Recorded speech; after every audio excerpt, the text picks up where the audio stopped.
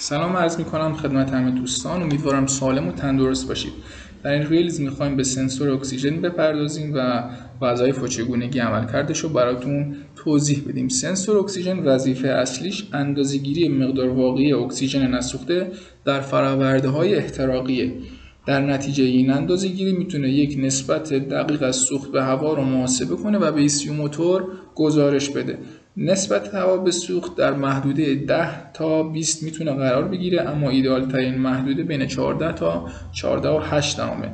همچنین این سنسورها در محدوده دمایی 300 تا 800 درجه سانتیگراد کار میکنن. سنسورهای نسل اول گرم کن نداشتن و خیلی طول میکشید تا گرم بشن، بنابراین در اون استارت سرد آلاینده زیاد داشتیم، خامسوزی زیاد داشتیم. اما در سنسورهای نسل جدید گرم کن داریم که باعث میشه سریعتر به اون محدوده دمایی برسن و همین که این گرم کن یک مزیت اصلیش اینه که خودرو سریعتر میتونه در وضعیت حلقه بسته قرار بگیره که این حلقه بسته باعث میشه در استارت سرد ما آلایندگیمون کاهش پیدا کنه، همچنین خامسوزی دیگه نداشته باشیم.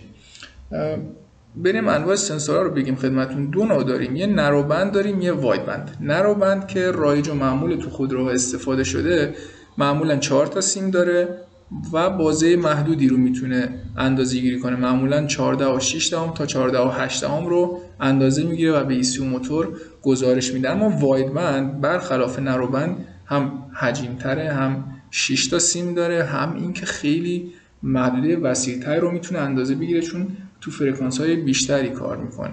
معمولا بین 10 تا 20 رو اندازه‌گیری میکنه و به ECU موتور گزارش میده. واید بند میتونه به یک مپر و یک تیونر کمک کنه که با توجه به کیفیت سوخت اون منطقه جغرافیایی که درش هست، با توجه به کاربردی که میخواد، با توجه به ریپ مپی که میخواد انجام بده، کمک کنه که یک AFR مطلوب خودش رو تنظیم بکنه. اینجا یه دیاگرامی میبینیم که ECU موتور دستور پاشش میده به انژکتور تزریق میکنه سوخت رو به محفظه احتراق.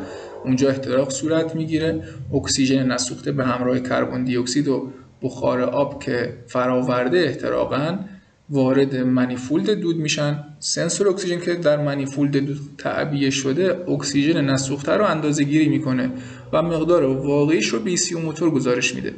اما این گزارش دهی به صورت مقدار واقعی نیست، بلکه به صورت ولتاژه. یعنی یکی از وظایف سنسور اکسیژن اینه که مقدار واقعی اکسیژن نسوخته رو به ولتاژ تبدیل کنه و اون ولتاژ رو به ECU موتور گزارش بده. حالا مقادیر ولتاژ هم از 1 دهم ولت تا 9 دهم ولت متغیره.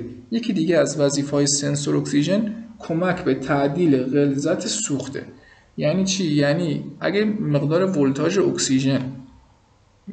ولتاژ سنسورش از محدوده نزدیک به 1 دهم باشه، یعنی حدوداً 2 دهم، 1/15 صدم این حدودا باشه، به این معنیه که اکسیژن نسوخته در فرآورده‌های احتراقی خیلی زیاده و این سوختمون رقیقه و هرچی ولتاژ سنسور به سمت 9 دهم میل کنه، یعنی حدوداً 8 دهم، 85 صدم اینا باشه، به این معنیه که اکسیژن نسوخته در گازهای خروجی خیلی کمه و سوختمون خیلی غلیظه و اینجوریه که ECU مطلع میکنه که غلظت سوخت رو تعدیل بکنه.